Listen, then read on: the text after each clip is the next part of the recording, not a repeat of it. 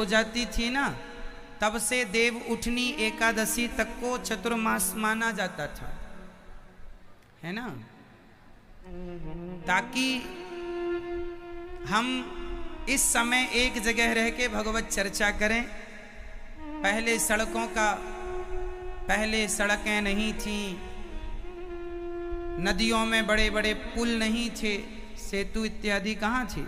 तब लोग एक जगह पर अपने बरसात में एक जगह रह के भगवत चिंतन करते थे।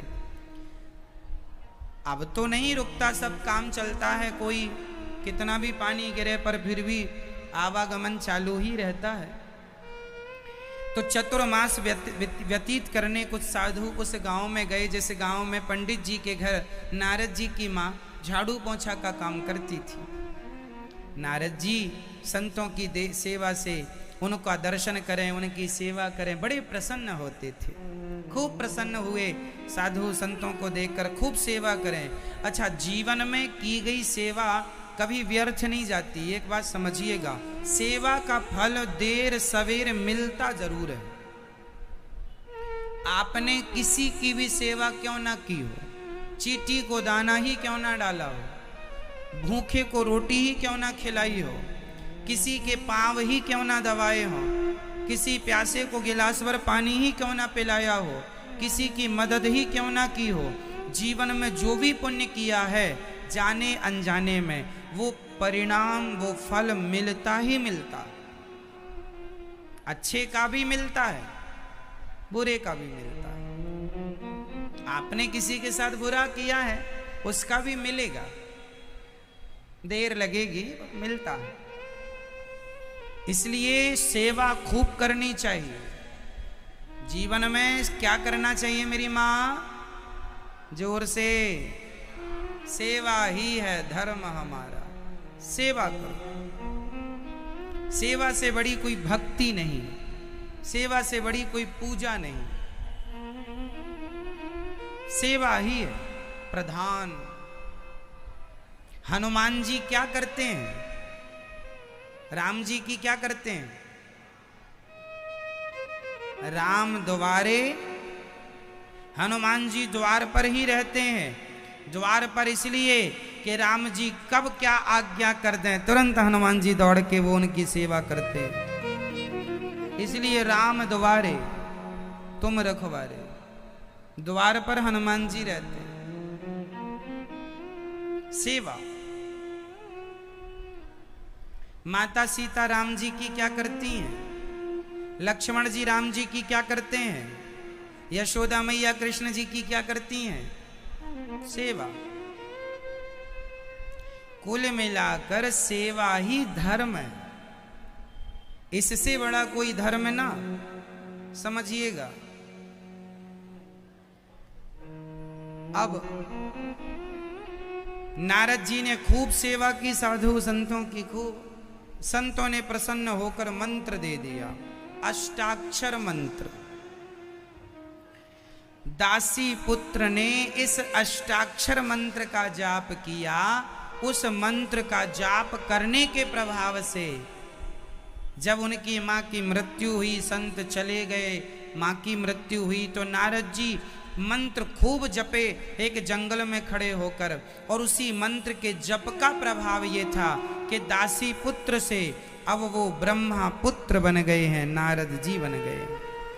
क्यों? मंत्र का जाप किया। कौन सा मंत्र जपा है? अष्टाक्षर मंत्र, मूल मंत्र। नारद जी उस मंत्र का जाप करते हैं। ओम नमो नारायणाय, इस मंत्र का नारद जी ने जाप किया। मूल मंत्र, अष्टाक्षर मंत्र है ये। दासी पुत्र से ब्रह्मा पुत्र हो गए हैं। संत क्या देते हैं? संत मंत्र देते हैं, संत ज्ञान देते हैं। संतों का ज्ञान ही धन होता है। बताइए, जीवन में धन की कीमत ज्यादा है या ज्ञान की कीमत ज्यादा है? बताइए, ज्ञान बड़ा होता है कि धन बड़ा होता है?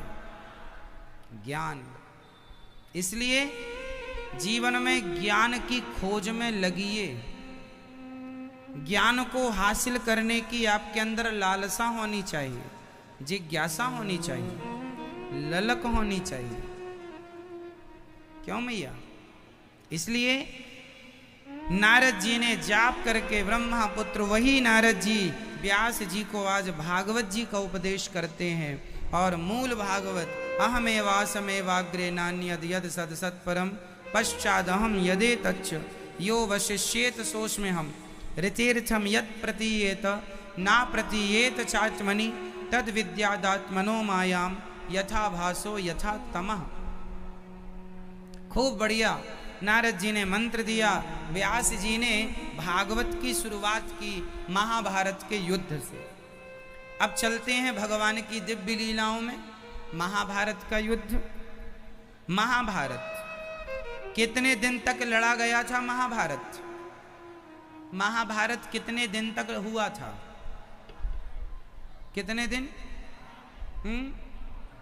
18 दिन। राम और रावण का युद्ध भी 18 दिन चला और महाभारत का युद्ध भी 18 दिन ही चला। इसलिए भगवान ने 18 अध्यायों की गीता अर्जुन को सुनाई। गीता में कितने अध्याय हैं? 18। गीता किसने सुनाई थी? भगवान श्री कृष्ण ने। किनको सुनाई थी आप बताओ? कहां पर सुनाई थी आप बताओ? कहां? कौन सी जगह थी वो? बताओ बेटा, बताओ। कुरुक्षेत्र, धर्म क्षेत्र कुरुक्षेत्र, कुरुक्षेत्र। भगवान श्री कृष्ण ने अद्भुत गीता सुनाई। आप लोग भी अपने बच्चों को गीता पढ़ाया करो। वृंदावन आए हो तो अपने संग ग्रंथ ले जाया करो, वेद पुराण ले जाया करो, पढ़ा करो, गीता पढ़ा करो, रामचरितमानस पढ़ा करो, बच्चों को पढ़ाया करो, ज्ञान बढ़ेगा। आप लोग पढ़ाते ही नहीं, पोयम पढ़ाते रहते हैं।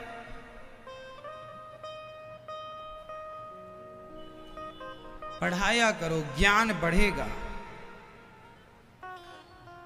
व्यास जी ने भागवत जी लिखी महाभारत से। महाभारत की कितनी कथाएं हैं, जितनी कह दें सब कम है। महाभारत का मुख्य पात्र कौन है? महाभारत के मुख्य पात्र हैं भगवान श्री कृष्ण। उन्होंने युद्ध नहीं किया, लेकिन ना करके भी सब कुछ उन्होंने ही किया। इसलिए भगवान कर्तुम अकर्तुम अन्यथा कर्तुम सर्व सामर्थ्य, वो भगवान कुछ ना करते हुए भी सब करते हैं और सब करते हुए भी कुछ नहीं करते। अच्छा, मुझे ये बताओ कि संसार में जो कुछ हो रहा है वो किसकी मर्जी से हो रहा है? आपकी, हमारी या भगवान की? जोर से मैया बताएंगे। जो हो रहा है संसार में वो किसकी मर्जी से? किसकी? आप मानते हैं इस बात को कि नहीं? जो हो रहा है सब भगवान की। ऐसा आप लोगों ने बोल दिया। अब बोला तो है, अब मेरे कुछ सवाल आपसे होंगे, उत्तर देने को तैयार, कमर कस लो। आपने कहा कि सब कुछ भगवान की मर्जी से होता है, तो ये बताओ, चोर चोरी करता है तो इसमें मर्जी किसकी होती है? भगवान की कि चोर की? जोर से, मर्जी किसकी है? चोर की कि भगवान की? किसकी? हा? चोर की मर्जी है। आप क्या कह रहे हैं? भगवान की। आप क्या कह रहे हैं दादाजी?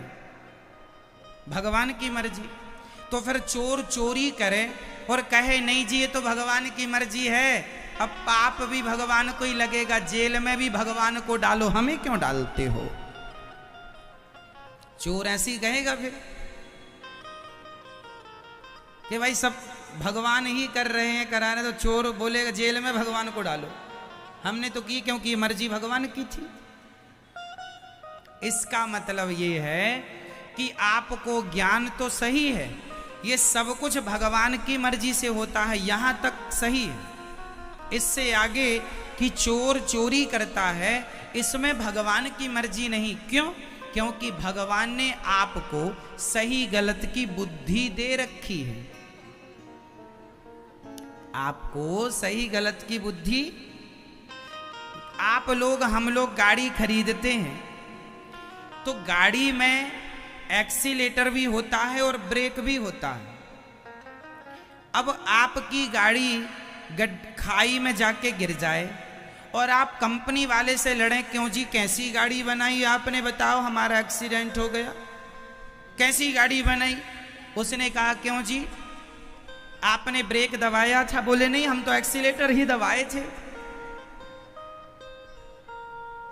तो क्यों ब्रेक नहीं दबाया, आपके पास ब्रेक का ऑप्शन था कि नहीं? जोर से, आपके पास जब गाड़ी चलाते हैं तो ब्रेक का ऑप्शन होता है कि नहीं? ब्रेक क्यों नहीं दबाया आपने? तो ब्रेक दबाने कौन आएगा?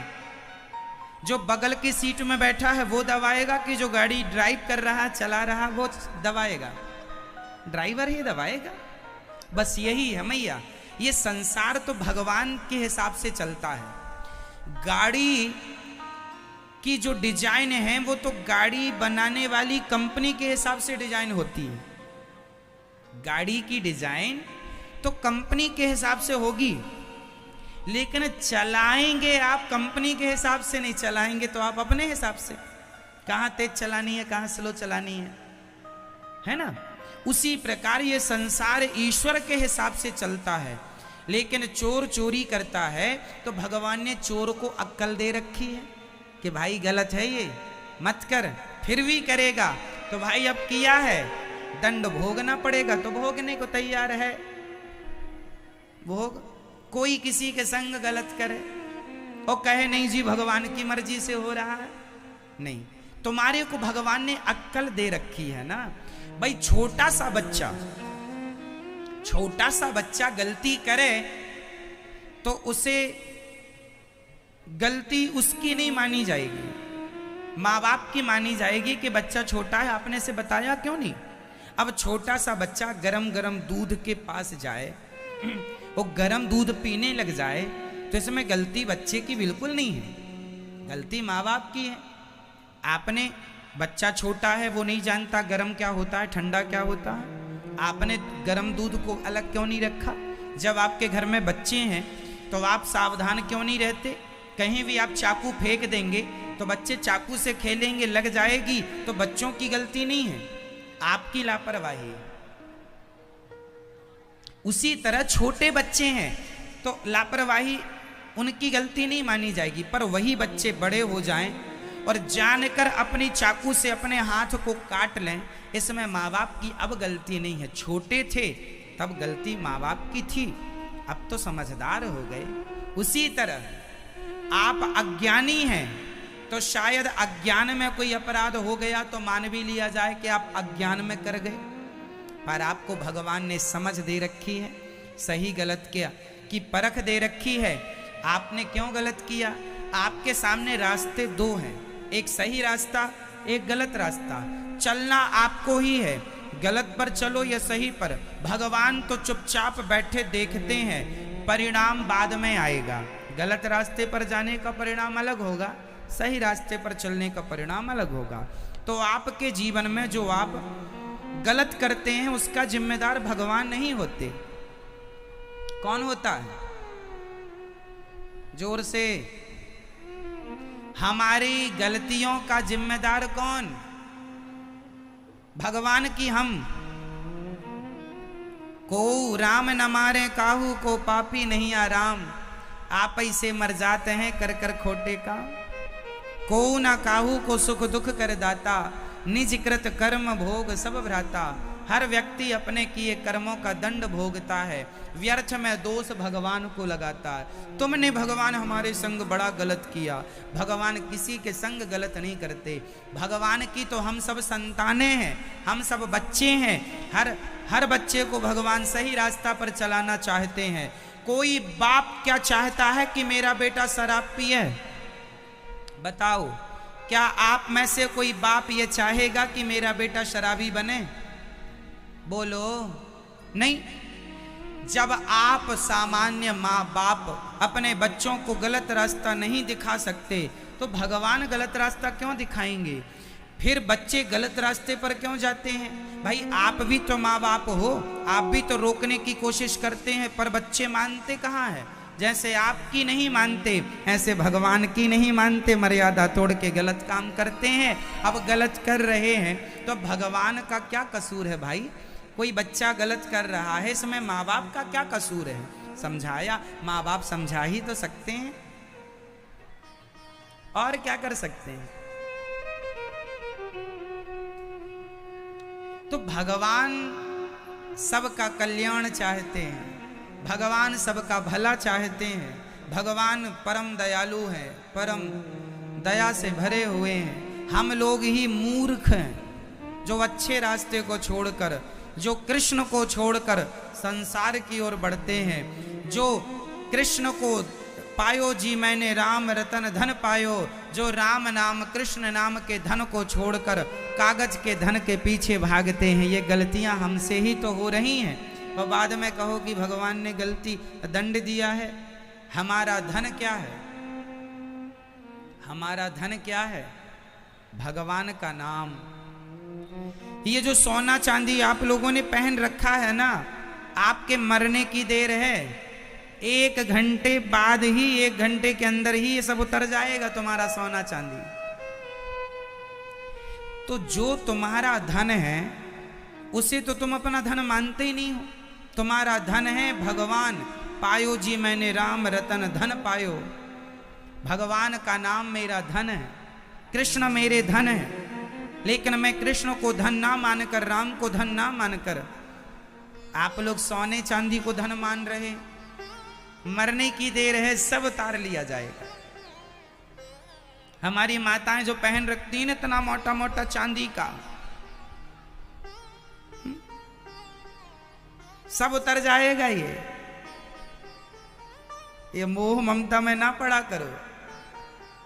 नाक में जो लौंग आपने पहन रखी होगी वो सोने की होगी तो वो भी उतर जाएगी, बचेगा कुछ नहीं। ये जो धन तुम्हारा तुम्हारा मेरा मेरा कहते आए हो, ये मेरा नहीं, मेरा था तो मैं लेके क्यों नहीं गया? जो लेके जाना है उसे अपना धन मानता नहीं है, जो यहीं रह जाएगा उसके लिए लड़ता है, मरता है, रोता है। यही हमारे अज्ञान का परिचय है, यही हमारा अज्ञान है। जो जाने वाला है कोई नहीं भाग रहा उसके पीछे। राम नाम की लूट है, लूट सके तो लूट, अंत समय पछताएगा।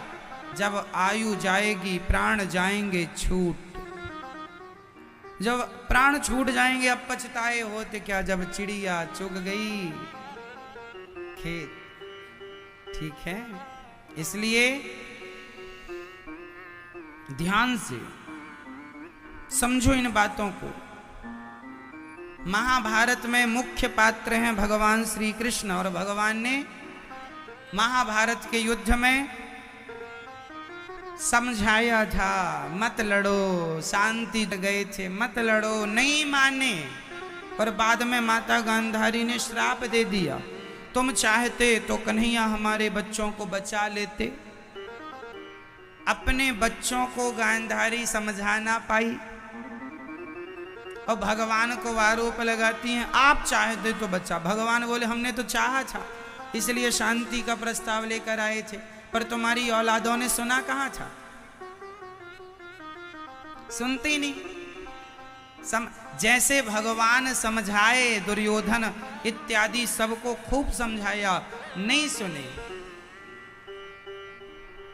यदि हमारी बात हमारे समझाने से कोई ना सुने तो आश्चर्य नहीं है ना सुनने वाले तो भगवान के समझाने पर भी नहीं समझते, हमारे समझाने पर भला कितना समझेंगे। जिसे समझना ही नहीं है उसे भगवान भी समझाए, दुर्योधन को समझाए तो थे भगवान, कहाँ समझा। इसलिए समझाया करें तो समझा करो। गलत रास्ता गलत ही होता है, 1000 बार आप उसे सही कहो तो नहीं हो जाएगा वो सही। महाभारत हुआ, सारे कौरव मारे गए, पांडवों की जीत हुई, क्योंकि पांडवों के रक्षक थे भगवान श्री कृष्ण। जिनके रक्षक भगवान होते हैं उनकी सदा विजय होती है। इसलिए हमारा रक्षक भगवान ही है, हमारे रक्षक भगवान हैं, ऐसा भाव बनाया करो। हमारा भगवान के सिवा कोई नहीं है, इस भाव में रहा करो। महाभारत का युद्ध पूरा हुआ, मार दिया द्रौपदी के 5 बच्चों को। जब दुर्योधन की जंघा टूट गई तो द्रौपदी के 5 बच्चे थे। द्रौपदी के पति कितने थे? द्रौपदी के पति कितने थे बेटा बताओ, 5 के नाम बताओ। मैया, ओ मैया, सो के उठी हो, बताओ द्रौपदी के 5 पतियों का नाम बताओ।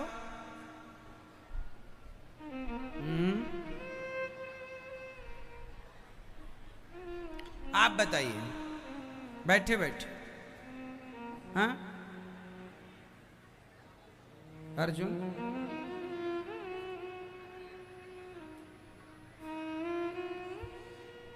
द्रौपदी के 5 पति, 5 के नाम इस प्रकार हैं। सबसे बड़े का नाम है धर्मराज युधिष्ठिर, उनसे छोटे हैं भीम भैया, उनसे छोटे हैं अर्जुन। 3 ये हो गए, ये कुंती के पुत्र हैं। फिर 2 माद्री के हैं, नकुल और सहदेव। ये टोटल 5 पति। अब आप कहेंगे महाराज जी एक स्त्री के 5 पति कैसे हो गए?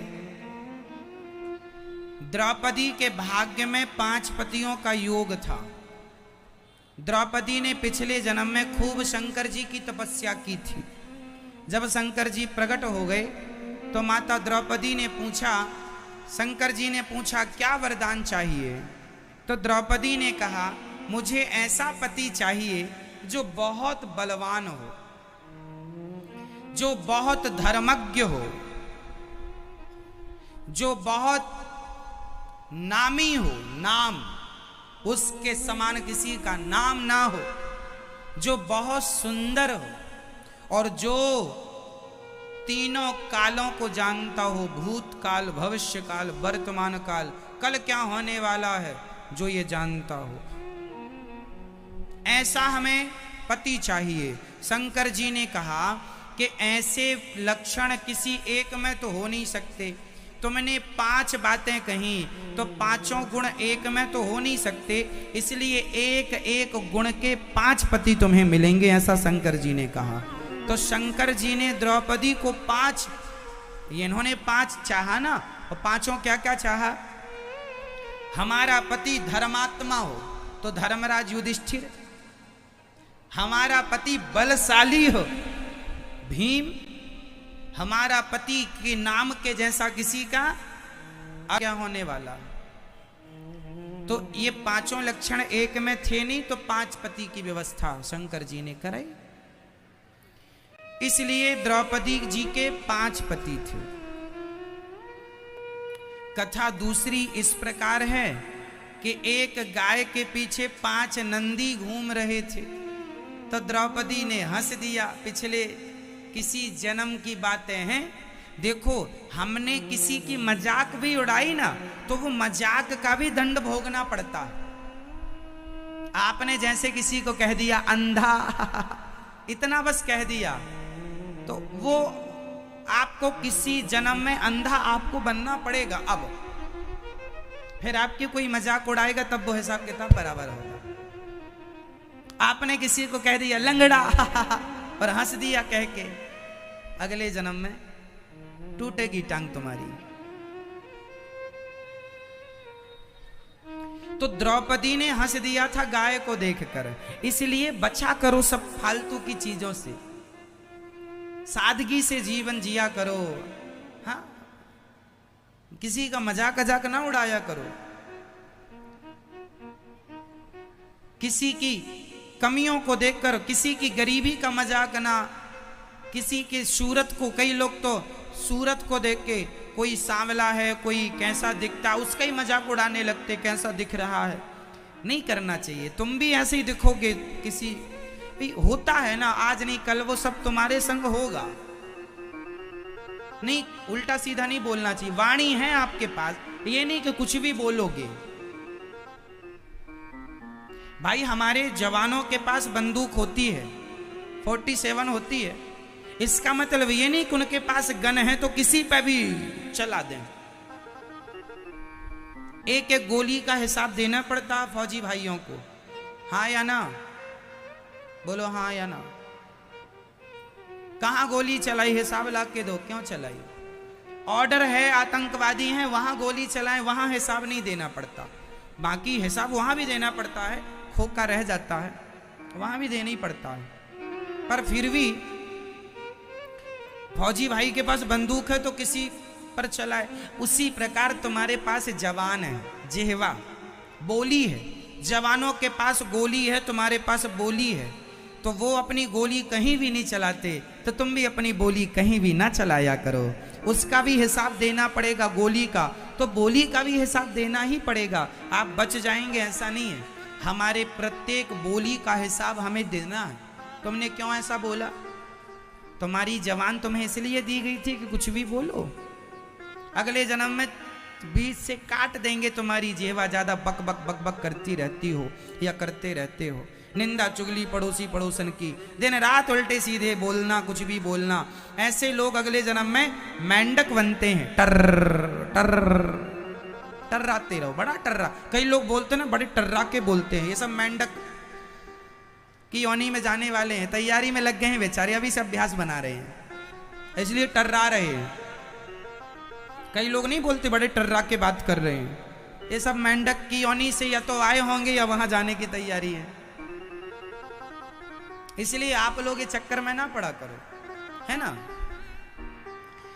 तो द्रौपदी माता ने, एक गाय के पीछे 5 नंदी लगे थे, तो गाय को देखकर हंस दिया। गाय को 5 नंदी, हा हा हा ऐसे हंस दिया। तो गाय माता ने श्राप दे दिया। अच्छा, बड़ा घमंड कर रही है अपनी सुंदरता का, जा तेरे भी 5 पति होंगे।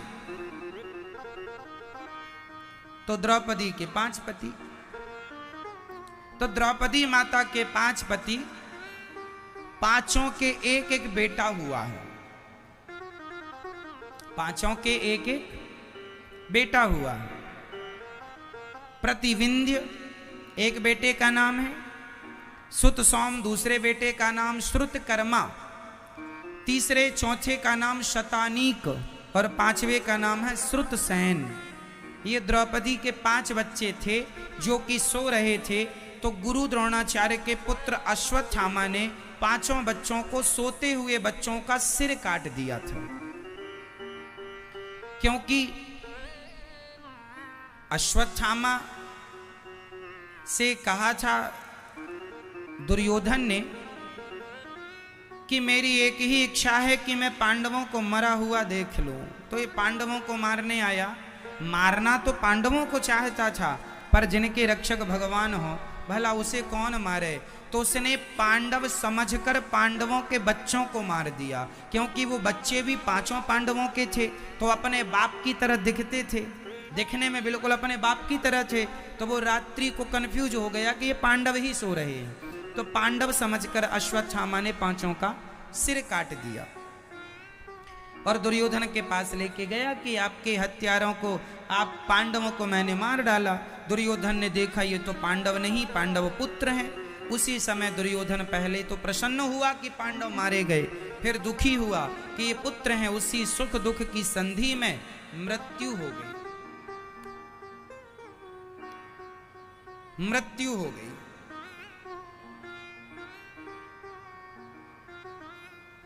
दुर्योधन मारा गया।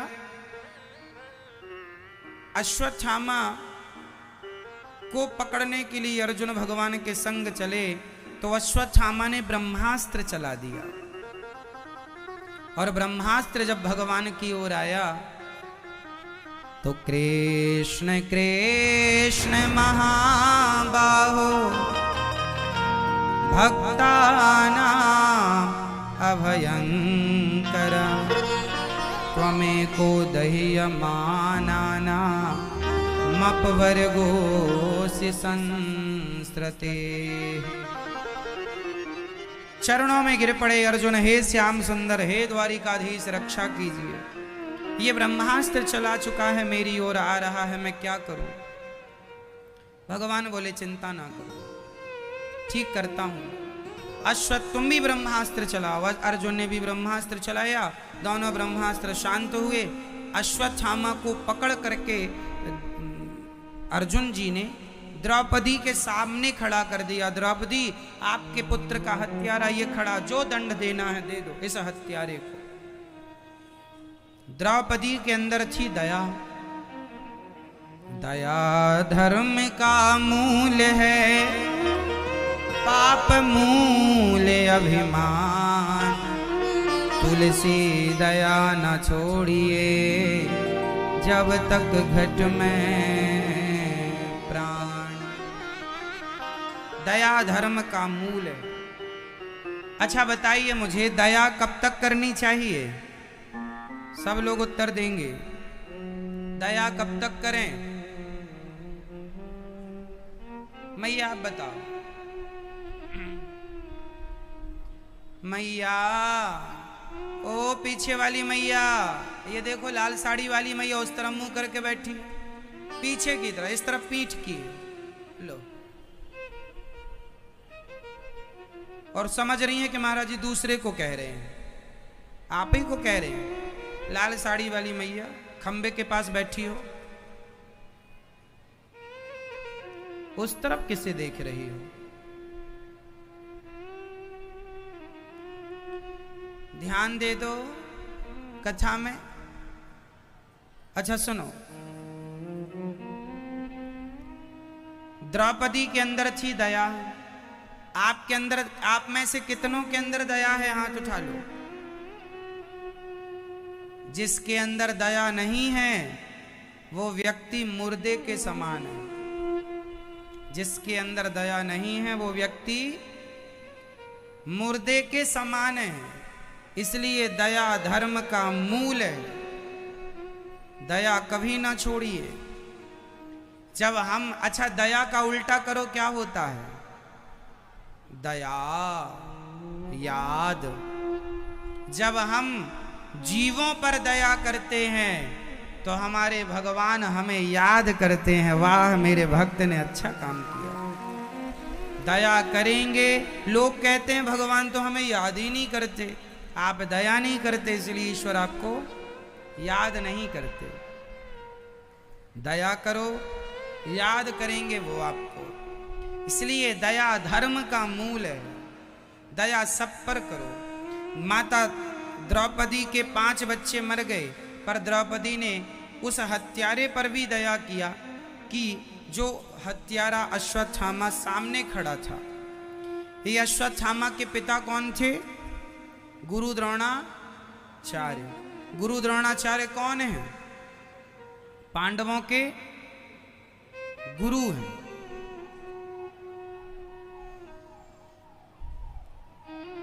आज गुरु द्रोणाचार्य के पुत्र को द्रौपदी ने इसलिए छोड़ दिया कि ये हमारे गुरु जी का पुत्र गुरु के तुल्य है। क्या इसे मार देने से हमारे मरे हुए बच्चे जीवित होंगे? कदापि नहीं। कोशिश ये करना है कि बदले की भावना ना हो। बदले की, हम लोग क्या करते हैं, हम लोगों में एक सबसे बड़ी कमी ये है कि यदि हमने आपका अपमान कर दिया है तो आपको भी लगता है मैं भी इनका अपमान करूंगा तब बदला होगा। मैंने आपको गाली दी तो आपको लगता मैं भी दूंगा या दूंगी तब बदला बराबर होगा। मैंने इसे मारा, अब इसने मुझे मारा, मैं भी मारूंगी तब। इसमें कोई अर्थ नहीं है। कहने वाले ने जो कहना था सो कह दिया। करने वाले ने जो करना था वो कर दिया। जो आपने किया वो आपके संस्कार थे, जो मैं करूँगा वो मेरे संस्कार होंगे। जरूरी नहीं है कि मैं भी वही करूं जो आपने किया। आपने मुझे गाली दी तो ये आपके संस्कार हैं। मैं आपको गाली क्यों दूं? क्योंकि मेरा संस्कार गाली देने का नहीं। समझा सकता हूं मैं आपको, फिर भी आप गाली देना चाहते हैं तो अपने मुंह में दे रहे हैं, देते रहिए, हमें क्या फर्क पड़ता है। तो जीवन में ये छोटी छोटी चीजें आपको सीखना चाहिए, बदलना चाहिए अपने आप को। कोई हमें गालियां देता है, देने दो, हमें नहीं देना चाहिए। हम उसके जैसे कैसे हो जाएंगे? कुत्ता हमें देखकर भौंकेगा तो क्या हम भी कुत्ते को देखकर भौंकने लग जाएं? कुत्ता हमें काटेगा तो हम भी कुत्ते को काट लें? नहीं। तो फिर जब आपको कोई गाली देता है तो आप क्यों उसे गाली देने का सोचते हैं? क्यों नहीं तुरंत भूल जाएं ये कह करके, अरे ये तो पागल है, मेंटल है, क्या मुंह लगे, कुत्तों के क्या मुंह लगे, क्या झगड़े में विवाद में क्या पड़े। चलो, जो आदमी विवाद में उलझ जाए मूर्ख है। वो आदमी क्या है? मूर्ख हृदय न चेत, जो गुरु मिलहि विरंचि सम। इसलिए कभी विवाद में नहीं उलझना चाहिए। लेकिन हमारे देश की स्थिति ऐसी है कि दो लोग झगड़ा करने लग जाएं तो बहुत लोग अपने आप खड़े हो जाते हैं, तमाशा दे, उनको मजा आता देख, सुनने खड़े हैं। कोई कुछ कहेगा तो बगल वाला कान, क्या कह रहे, तुम्हें क्या करना कि वो क्या कह रहा है, सबकी सुन लो तुम। लोगों की आदत होती है, किसी ने कुछ कहा तो बगल वाला कान लगा लेगा, क्या कह रहे हैं, मतलब दूसरों का सुनना ही है। ये वही लोग हैं जिनकी खुद का कुछ नहीं है, दूसरों का सुन सुन के परेशान है। पड़ोसी गाड़ी खरीद के ले आया तो इनके घर में रोना शुरू हो गया, अरे बहुत रो रहे हैं, क्या हो गया, कोई कुछ हो गया क्या? नहीं, कुछ नहीं हुआ। तो क्यों रो रहे हो? पड़ोसी गाड़ी ले आया है, जलन के मारे रो रहे हैं। दुखी रहने के भी लाख उपाय हैं, तो खुश रहने के भी लाख उपाय हैं। आप तो खुश रहने की बातें ढूंढा करो, खुश रहना सीख लो। द्रौपदी माँ ने दया करना नहीं छोड़ा। कब? जब खुद के बेटों को मारने वाला हत्यारा सामने खड़ा है, फिर भी दया, ये दया है। कितनी बढ़िया बात है दया। भगवान श्री राम ने जब विभीषण को राजा बनाया लंका का, तब किसी ने राम जी से पूछा कि यदि रावण आपकी शरण में आ गया तो आप रावण को कहाँ का राजा बनाएंगे? आपने अयोध्या का राजा तो भरत जी को बना दिया, लंका का राजा विभीषण जी को बना दिया, रावण को यदि शरण में आ गया कि गलती हो गई तो कहाँ का राजा बना दोगे? तो भगवान श्री राम ने कहा कि रावण शरण में आ जाएगा तो मैं उसे अपने बैकुंठ का राजा बना दूंगा। आए तो सही। शरणागत कहूं जे तजहि हित अनहित अनुमान, तेनर पावर पापमय तिनहि विलोकत हानि। शरण में आए हुए को छोड़ देना ही धर्म है। गलती की माफी मांगने वाले को माफ कर देना ही धर्म है। ना माफ कर देना, ना माफ करना सबसे बड़ा अधर्म है। इसलिए शरण में आ जाए तो माफ कर देना चाहिए। यही संस्कार रहे हैं हमारे सनातन धर्म के। द्रौपदी माँ ने क्षमा कर दिया, क्योंकि द्रौपदी माँ है। कौन है द्रौपदी माँ? मैया द्रौपदी कौन है? माँ का काम है क्षमा करना। तू कितनी अच्छी है, तू कितनी भोली है, वो प्यारी प्यारी है। आते हैं माँ की गाथा दोहराते हैं, क्या ये अंबर क्या ये धरती माँ की तुलना हो नहीं सकती। बड़े बड़े ज्ञानी कहते हैं माँ का रुतबा सबसे ऊंचा माही मंदिर, माही पूजा माँ से बढ़कर कोई ना दूजा। माँ से बड़ा कोई नहीं होता, इसलिए अपनी अपनी माँ की सेवा करो। और द्रौपदी ने सिखाया है दया। दया धर्म का मूल है, आप मूल अभिमान। तुलसी दया न छोड़िए जब तक घट में प्राण। अश्वत्थामा को मणि निकाल ली, छीन ली, नगर से धक्के मारकर निकाला गया। अश्वत्थामा ने उत्तरा के गर्भ को नष्ट करने के लिए ब्रह्मास्त्र चलाया। उत्तरा दौड़ी दौड़ी भगवत शरण में आई, भगवान से प्रार्थना की। भगवान ने उन्हें गर्भ की रक्षा की और उत्तरा भगवान के पास से गई। भगवान द्वारिका जाने लगे तो कुंती माँ ने रास्ता रोका। कुंती माँ ने भगवान से हाथ जोड़कर कहा, हे गोविंद, आज मैं आपसे कुछ मांगना चाहती हूँ। कुंती बुआ, आज पहली बार भगवान से आप मांगने जा रही हैं। अच्छा, आपसे मेरा सवाल बताइए, भगवान से क्या मांगना चाहिए? भगवान से क्या मांगना चाहिए? मैया, ओ मैया, मैया जी, ओ पीछे वाली मैया, आवाज आ रही है आपको? नहीं आ रही है? बताओ क्या मांगना चाहिए भगवान से? कुंती बुआ ने सोना नहीं, चांदी नहीं, हीरे और मोती नहीं, कुंती बुआ ने भगवान से क्या मांगा? दुख मांगा। विपदा संतुनः शाश्वत तत्र तत्र जगत गुरु भवतो दर्शनम यत्स्यात् अब पुनर्भव दर्शन। क्या मांगा माता कुंती ने? विपत्ति। सुख में भगवान भूल जाते हैं, दुख में भगवान याद रहते हैं। दुख में सुमिरन सब करें, सुख में करे न कोई। जो सुख में सुमिरन करें सो दुख काहे को होए। तो दुख में आदमी ज्यादा भगवान का स्मरण कर लेता, सुख आता है तो उल्टे सीधे काम करता। हाँ या ना? इसलिए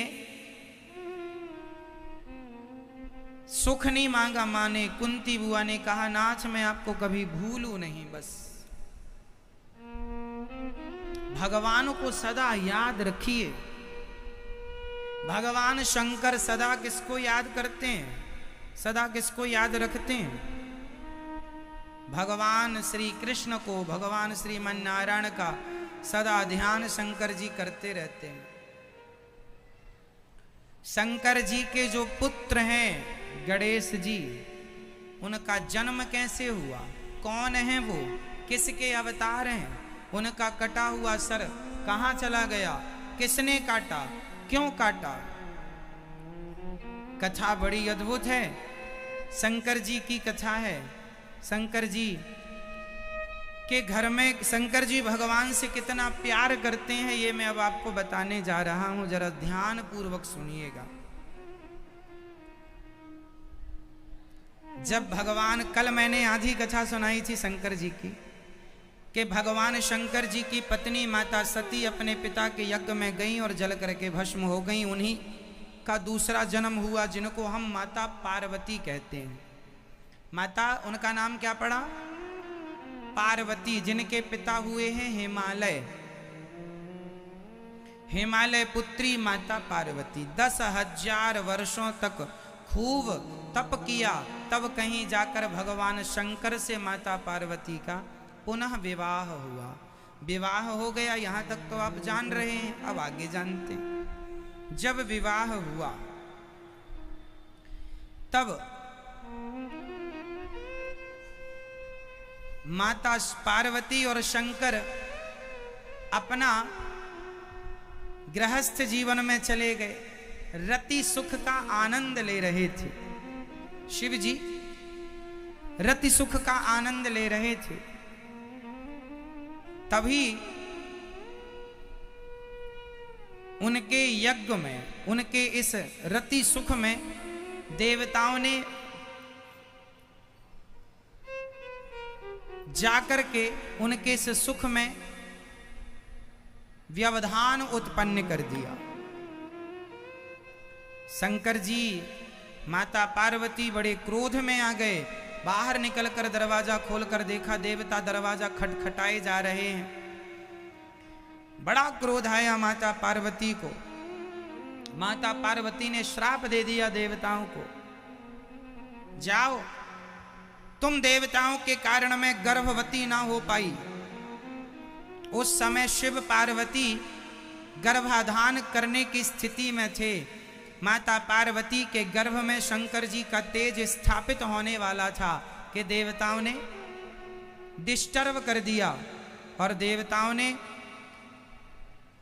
जब ये अपराध किया तो माता पार्वती ने श्राप दे दिया, जाओ देवताओं, जैसे मैं गर्भवती ना हो पाई, आज के बाद तुम देवताओं की कोई पत्नी आज के बाद कोई संतान को जन्म नहीं देगी। तुम्हारे अंदर संतान उत्पन्न करने की क्षमता नष्ट हो जाएगी। तब से देवताओं के कोई बच्चे नहीं होते। आपको पता है, देवताओं की जो देवांगनाएं होती हैं वो सदा ही बांझ होती हैं, उनके कोई संतान नहीं होती कभी। श्राप है ये माता पार्वती का। जो पहले तक हो चुके थे, जैसे देवताओं, इंद्र का बेटा जयंत पहले हो चुका था, जिनके जितने हो चुके उतना ही, उसके बाद फिर देवताओं की कोई संतान नहीं। इसलिए देवता 33 करोड़ के 33 करोड़ ही हैं, ना कम होते हैं ना ज्यादा होते हैं। संतान ही नहीं होती, उनकी माता पार्वती का श्राप हो गया। इसलिए देवताओं की पत्नियां कभी बच्चों को जन्म नहीं देती। इतना समझ में आ गया। अब शंकर जी बाहर आए। शंकर जी ने कहा, तुमने क्यों हमारा सुख बिगाड़ा, बताओ। देवताओं ने कहा, महाराज क्षमा करिए, तारकासुर बहुत सता रहा है। तारकासुर नाम का उस समय एक असुर था, बहुत सता रहा था। शंकर जी ने कहा, चिंता ना करो। अब माता पार्वती ने शंकर जी से हाथ जोड़ के कहा, हे भोलेनाथ, अब आप ही बताइए कि मैं आपकी पत्नी हूं, अब मैं मां कैसे बनूंगी, कब बनूंगी, मुझे बताइए। तब शंकर जी ने कहा, 1 साल तक तुम कठिन एक यज्ञ करो, एक व्रत करो।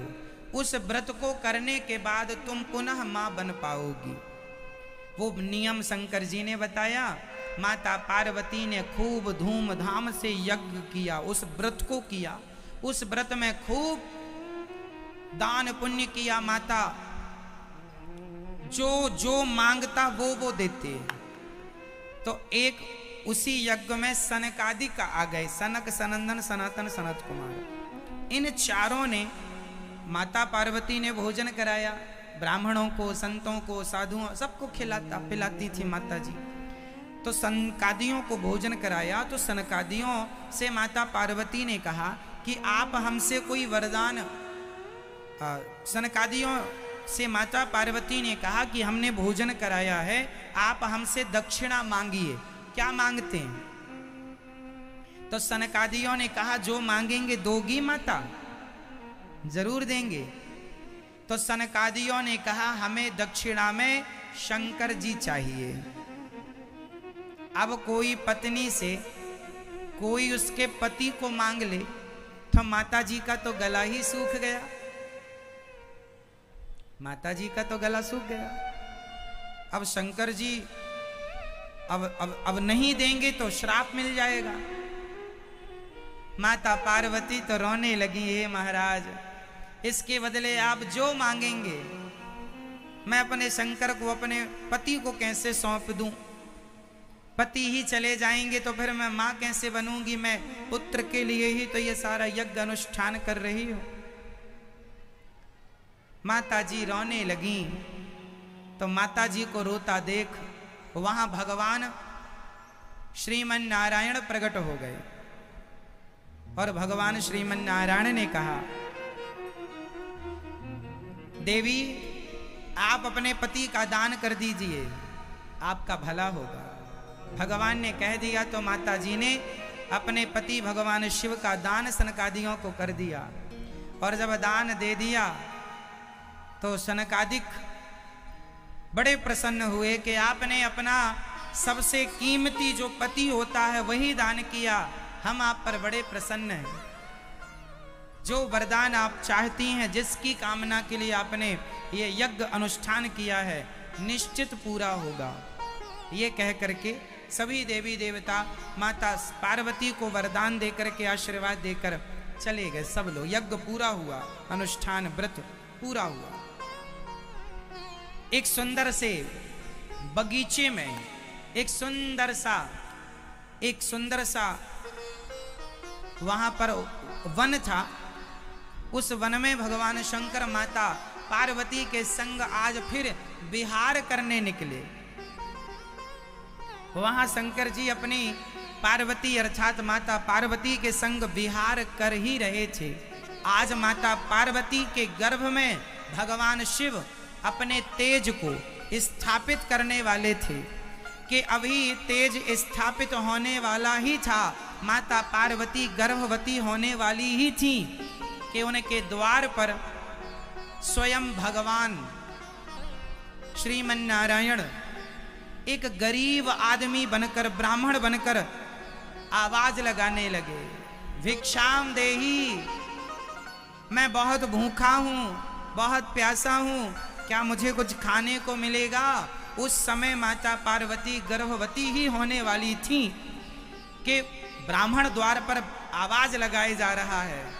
तुरंत शंकर जी उस ब्राह्मण की आवाज सुन के माता पार्वती से बोले, हम गृहस्थ हैं, द्वार पर कोई अतिथि खड़ा है। माता पार्वती जितनी देर में उस अतिथि के पास गई, उतनी देर में शंकर जी का तेज जाकर के धरती पर गिर पड़ा। जो तेज मां पार्वती के गर्भ में स्थापित होना था, वो तेज जाकर के पृथ्वी पर गिर पड़ा। माता पार्वती ब्राह्मण देवता के पास आई, जी विप्र देवता, क्या सेवा करूं, क्या खाएंगे आप? उन्होंने कहा, हमें ये खाना है, ये खाना है, बड़ी भूख लगी है। माता पार्वती बहुत दुखी हुई कि मैं गर्भवती ना हो पाई। शिव जी का तेज जमीन पर गिर पड़ा, अब कैसे गर्भवती होंगी मैं? रोने लगी। तब वो ब्राह्मण जो सामने खड़े थे, उन्होंने माता कहकर बुलाया, हे माता, आप चिंता ना करिए, आपको पुत्र जरूर प्राप्त होगा। ये कहकर के वो ब्राह्मण अंतर्धान हो गए, पता नहीं कहाँ चले गए। और वो ब्राह्मण कोई और नहीं, भगवान स्वयं श्रीमन नारायण थे, भगवान श्री कृष्ण थे।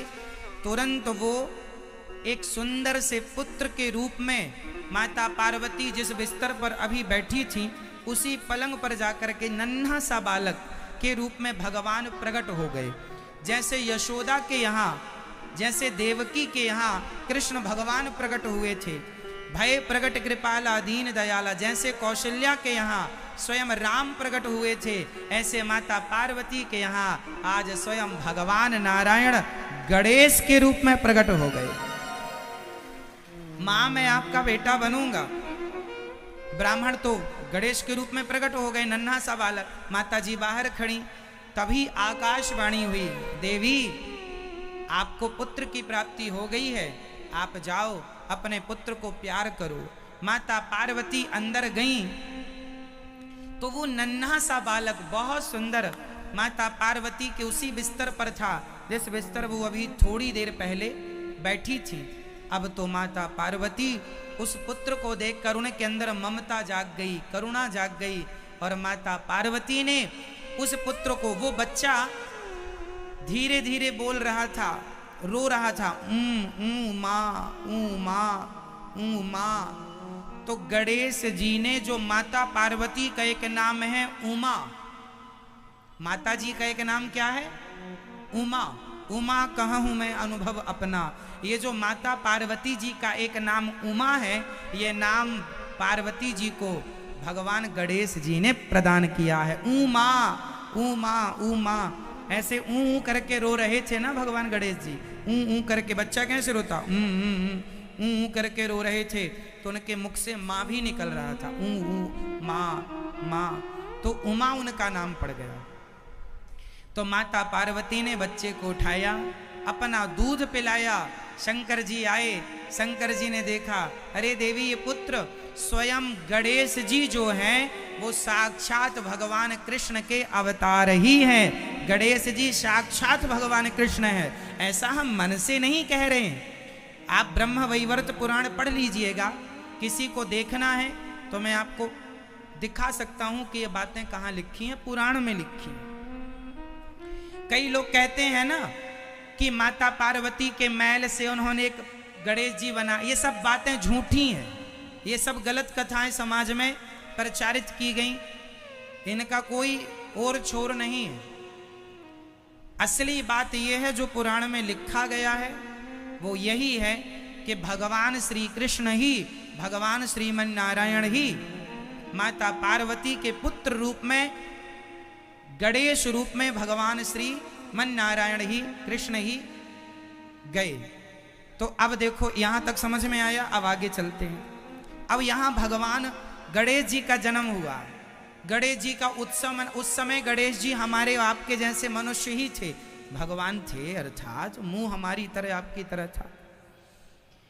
अभी उत्सव चालू हुआ, माता पार्वती मां बन गई हैं। अच्छा, माता पार्वती ना, अब उनको ये नहीं लग रहा कि ये मेरे गर्भ से नहीं, मेरा ही बेटा है, ऐसा उनने माना, उनसे ही प्रकट हुआ ऐसा उनने मान लिया। भगवान तो प्रकट होते हैं, गर्भ से तो आते नहीं है, भगवान अयोनी है ना, अयोनिज है। भगवान का जन्म गर्भ से नहीं होता, भगवान तो सदा प्रकट होते हैं। भय प्रगट कृपाला। हम और आप ना माँ की योनि से पैदा होते हैं, भगवान योनि से पैदा नहीं होते। भगवान का एक नाम है अयोनिजा, जो योनि से कभी पैदा ना हो वो है अयोनिज।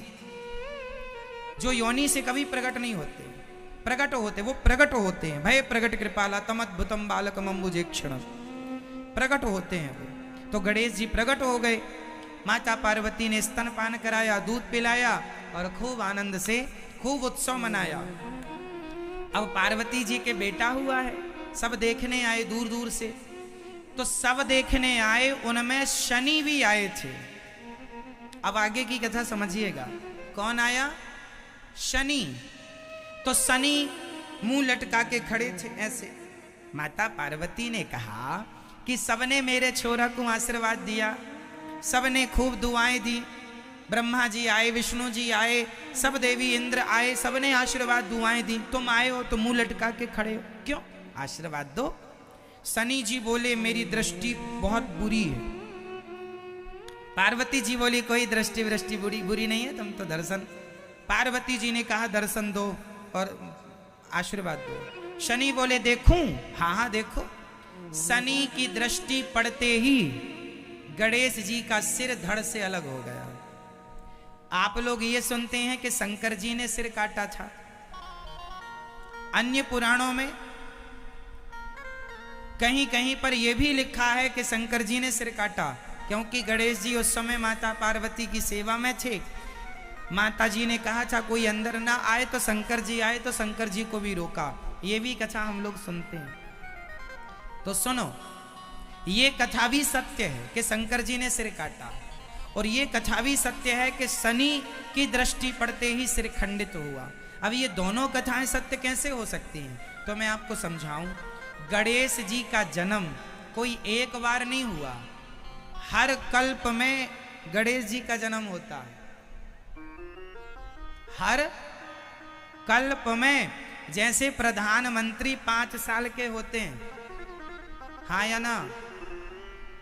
प्रधानमंत्री किसी का नाम नहीं है, प्रधानमंत्री एक पद होता है 5 साल के। उसी प्रकार गणेश जी एक पद है।